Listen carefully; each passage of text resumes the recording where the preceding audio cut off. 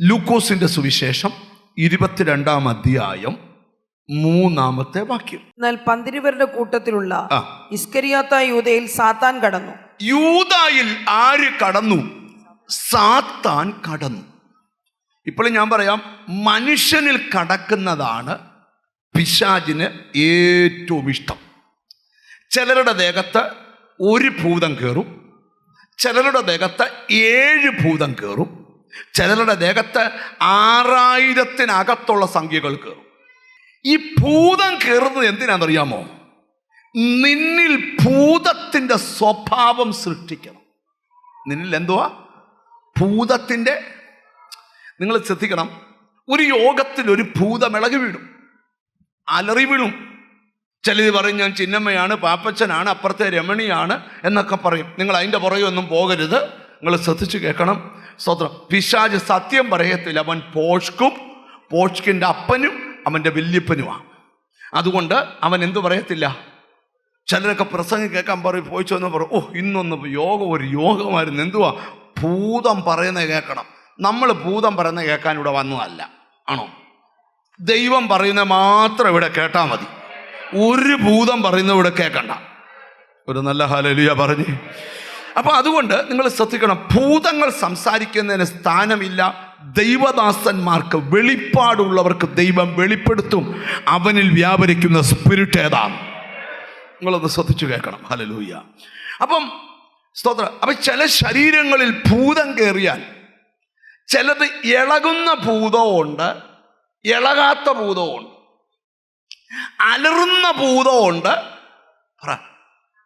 ഈ വേദപുസ്തകത്തിൽ ഊമപ്പിശാചുണ്ട്. എന്താ? മിണ്ടാത്ത പിശാച്. അതിൻ്റെ പേരാ ഊമപ്പിശാച്. ബൈബിളിലുണ്ട്, നിങ്ങൾ പഠിക്കാത്ത എൻ്റെ കുഴപ്പമല്ല. അപ്പോൾ നിങ്ങൾ ശ്രദ്ധിക്കണം. അപ്പോൾ പല തരത്തിലുള്ള പൈശാചിക ശക്തികളുണ്ട്. നിങ്ങൾ ശ്രദ്ധിക്കും. ഞാൻ വലിയൊരു കാര്യത്തിലോട്ട് നിങ്ങളുടെ മനസ്സിനെ കൊണ്ടുവരാൻ പോവാ. സ്തോത്രം. അത് വ്യക്തികളിൽ കടക്കുന്ന എന്തിനാണെന്നറിയാമോ? നല്ല സ്വഭാവമുള്ള നിന്നെ പിശാചിൻ്റെ സ്വഭാവമുള്ളവരാക്കി മാറ്റും. ചിലർക്ക് പറയത്തില്ല, അയ്യോ എൻ്റെ മോൾ എത്ര നല്ല, പക്ഷെ ഇന്നലെ വൈകിട്ട് 8 മണിക്ക് അവളുടെ സ്വഭാവം ഞാനൊന്ന് കണ്ടു. ശരിക്കും ബ്രദറെ, സാത്താൻ ഇങ്ങനെ ഇറങ്ങി. ഇപ്പം ചിലരുടെ ഇങ്ങനെ ഒളികണ്ണിട്ട് നോക്കുന്നുണ്ട്. മിനിഞ്ഞാത്തെ കാര്യമാണ്. നിങ്ങളെന്നെ ശ്രദ്ധിച്ച് കേൾക്കണം. ഹല്ലേലൂയ. ഇപ്പം നിങ്ങൾ ശ്രദ്ധിച്ച് കേൾക്കണം. ഇവിടെ എന്താ പറയാൻ പോകുന്നത് നിങ്ങൾ ശ്രദ്ധിച്ചേ. അപ്പോൾ ഏതെങ്കിലും തരത്തിലുള്ള ദുരാത്മാവിൻ്റെ പ്രവൃത്തി, ഇന്ന് ചില സൈലൻ്റായിട്ട് പോയിട്ട് വലിയൊരു കാര്യത്തിലോട്ട് വരാൻ പോവുക. ചിലരുടെ മാനസിക തലത്തിലായി ആക്രമണം. ഇന്നത് പുറത്താക്കപ്പെടണം. ഒരാമയും പറഞ്ഞു തുടങ്ങിയാട്ടെ. എവിടൊക്കെയോ ചില ഭൂതങ്ങളുടെ വ്യാപാരങ്ങൾ ഇന്ന് പുറത്താക്കപ്പെടണം.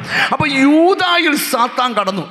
യൂദായിൽ സാത്താൻ കടന്ന് സാത്താൻ കയറിയ പിന്നെ ദൂത് പറഞ്ഞാൽ പോലും സാത്താൻ കയറിയവന് ദൂത് പിടികിട്ടത്തില്ല. നിങ്ങൾ ശ്രദ്ധിക്കണം. നമുക്ക് ഒരു വാക്യം ബൈബിളിൽ നിന്ന് വായിക്കണേ. നിങ്ങൾ പെണങ്ങലിൻ്റെ കൂടെ വരണേ. യോഹന്നാന്റെ സുവിശേഷം എടുത്തേ, 6-ാം അധ്യായം എടുത്തേ, 70-ാമത്തെ വാക്യം എടുത്തേ. യോഹന്നാന്റെ സുവിശേഷം 6-ാം അധ്യായം. ഹല്ലേലൂയ. ദൈവത്തിന് സ്തോത്രം. യേശു അവരോട്, നിങ്ങളെ 12 പേരെ ഞാൻ തിരഞ്ഞെടുത്തില്ലയോ? എങ്കിലും നിങ്ങളിൽ ഒരുത്തൻ ഒരു പിശാചാകുന്നു എന്ന് ഉത്തരം പറഞ്ഞു. യേശു പ്രസംഗിക്കുക, ശിഷ്യന്മാരെ എടുത്തി പ്രസംഗിക്കുക. ഞാൻ 12 പേരെ തിരഞ്ഞെടുത്തില്ലയോ? അതിലൊരാൾ പിശാചാണ്. യൂദായി ഇരുന്നോണ്ട് ആമേൻ. നിങ്ങൾ ശ്രദ്ധിച്ച് കേൾക്കണം. ഞാൻ പെണം കരുത്, എഴുന്നേറ്റ് പോവുകയും ചെയ്യരുത്. യേശു ഇപ്പം ഞാൻ പ്രസംഗിക്കുമ്പം ഞാൻ പറയും ഒരാമയും പറയോ. എന്നെയൊക്കെ ചിലർ കളിയാക്കി വഴി വെച്ച് കാണുമ്പോൾ ഒരാമയും പറ പാസ്റ്ററെ. വേണ്ട, അത് ഈ പ്രസംഗം സ്ഥിരമായിട്ട് കേൾക്കുന്ന ആൾക്കാരാ. നാളിപ്പോൾ അമ്പി പെട്രോൾ അടിക്കാൻ ചെന്നപ്പം ഞാൻ ഗ്ലാസ് തത്തുമ്പോൾ പാസ്റ്റർ ഒരാമയും പറഞ്ഞേ. ഞാൻ ചോദിച്ചു എന്നെ പറ്റി. അല്ല പാസ്റ്റർ എപ്പോഴും ഞങ്ങളെ കൂടി ഇങ്ങനെ പറഞ്ഞു പറയിക്കുമല്ലോ, പാസ്റ്ററോട് ഒരു ആമയും പറ. നിങ്ങൾ എന്നെ ശ്രദ്ധിച്ചേ, ഞാനിവിടെ പറയാൻ പോകുന്ന കാര്യം. അപ്പൊ യേശു പറഞ്ഞു, ഞാൻ 12 പേരെ തിരഞ്ഞെടുത്തു. അതിൽ ഒരാൾ ആരാ? ഒരെണ്ണ യൂദാ. ആമേൻ. നിങ്ങൾ ശ്രദ്ധിച്ച് കേൾക്കണം.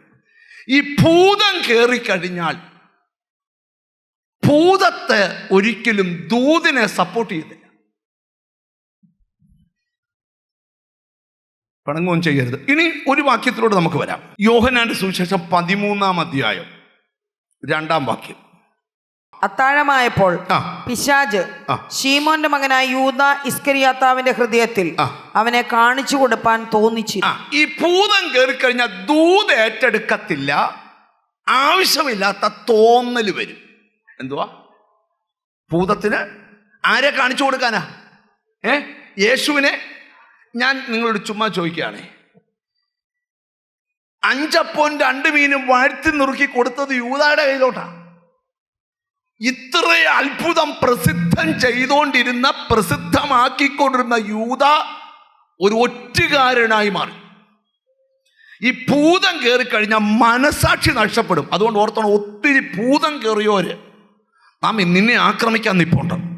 ഭൂതം കയറിയവൻ്റെ ആക്രമണം കണ്ട് നീ നിർത്തരുത് പരിപാടി. അവൻ്റെ ഭൂതം ഉടനെ പോവും. നിങ്ങളാരും മിണ്ടുന്നില്ലല്ലോ.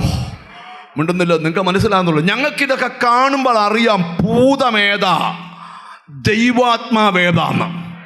യൂദായിൽ സാത്താൻ കടന്നപ്പം യൂദ അറിഞ്ഞോ യൂദായിൽ സാത്താൻ കയറിയ കാര്യം? പറ ഭാഷ യോണി ഭാഷ പറ. ഇല്ല. യൂദ അടിപൊളിയായിട്ട് നല്ല ലൂയിസ് ഫിലിപ്പിന്റെ ഷർട്ടും ഒക്കെ ഇട്ട് അടിപൊളിയായിട്ട് തന്നെ ഇരിക്കുക. പക്ഷേ ഇവന്റെ അകത്ത് ആരുണ്ട്? ഇവൻ യേശുവിന്റെ കൂടെ നിൽക്കുകമാ. ഈ ഫൈനാൻസ് ഇവന്റെ ഇല്ല. ആരുടെ ഇല്ല? യൂദായുടെ. ഇവന് പുരോഹിതന്മാരുടെ അടുക്ക ചെന്ന് പറഞ്ഞ ആളെ കാണിച്ചു തരാം. എന്തോ തരും. എന്തോ അവരെന്തോ പറഞ്ഞു? ബൈബിള് തുറക്കാതെ പറ. എന്തോ 330 വെള്ളിക്കാശ്. അപ്പൊ ചോദിച്ചു, അത് കൈ തരുമോ, അക്കൗണ്ടിൽ തരുമോ, ഗൂഗിൾ പേ തരുമോ? പെടങ്ങരുത്. ഉടനെ അവര് പറഞ്ഞു, ഗൂഗിൾ പേ തരത്തില്ല, അക്കൗണ്ടിലും തരത്തില്ല, കിഴി കെട്ടിത്തരാം. നമ്മൾ ശ്രദ്ധിച്ചു കേൾക്കണം. പറഞ്ഞു, പക്ഷെ പ്രശ്നം കാണിക്കുന്ന സാഹചര്യം ഉണ്ടല്ലേ തരത്തുള്ളൂ. പുള്ളി പറഞ്ഞു, ഫോൺ അടുക്ക വെച്ചോണം, ഞാൻ കൂടെ നിൽക്കും, മെസ്സേജ് അയക്കും. യേശുവിൻ്റെ കൂടെ നിന്ന് മെസ്സേജ് അയച്ചു. വന്നോ, ഇപ്പൊ റെഡിയാണ്. മിണ്ടുന്നില്ല. ഞാൻ ആരെ എല്ലാരും ഒരുപോലെ ഇരിക്കുമോ? ഞാൻ കയറി അങ്ങ് ചുംബിക്കും. ചുംബിച്ചു മാറുമ്പോ കയ്യിലോട്ട് കാശും തരണം, ആളെ കൊണ്ടുപോവുകയും ചെയ്തു. ഈ നമുക്ക് ചിലരുടെ പ്രവൃത്തി കാണുമ്പോഴേ അറിയാം ഇത് പിശാചാണ്. നീ ഇന്ന് ചിലതിനെ തിരിച്ചറിഞ്ഞിട്ട് എവിടെ നിന്ന് എഴുന്നേക്കാവും? ചോദ്യം, യോഗത്തിന് വന്നിരുന്ന പിശാച് പോവോ? പക്ഷെ പറ, പോകണമെന്ന് നിർബന്ധമില്ല. കാര്യം പള്ളിയിൽ ഭൂതം ഇരിപ്പുണ്ടായിരുന്നു. ഭൂതം കയറിയ യൂദ വിചാരിച്ചു ഒറ്റുകയും ചെയ്യാം, കാശും വാങ്ങിക്കാം, കൂടെ നിൽക്കുകയും ചെയ്യാം. നിങ്ങൾക്കറിയോ, യൂദ ചതിക്കപ്പെട്ടു. അവസാനം സ്വയം ആത്മഹത്യ ചെയ്യേണ്ടി വന്നു. ഭൂതം ഒരുവന് കയറിയാൽ ഇല്ലാത്ത പ്രശ്നങ്ങൾ ക്രിയേറ്റ് ചെയ്ത് അവനെ ആത്മഹത്യ വരെ കൊണ്ടെത്തിക്കാൻ പറ്റുമെന്നറിഞ്ഞുകൊണ്ട് ദൈവം പറയുക, ഞാൻ വന്നത് അവന്റെ പ്രവൃത്തിയെ അഴിക്കാനാണ്. ഒരാമയും വരുന്നില്ല. ഇന്നിവിടെ ഇരിക്കുന്ന ചിലരോടൊക്കെ ദൂത് പറയുക, നിന്റെ ചിന്താമണ്ഡലത്തെ പിടിച്ചടക്കുന്ന, നിന്റെ ആരോഗ്യതലത്തെ പിടിച്ചടക്കുന്ന, നിന്റെ ബിസിനസ് മേഖലയെ പിടിച്ചടക്കുന്ന, നിന്റെ ഉയർച്ചകളെ പിടിച്ചടക്കുന്ന പൈശാചിക മേഖലകൾ നിന്നെ വിട്ടു പോയേ പറ്റൂ.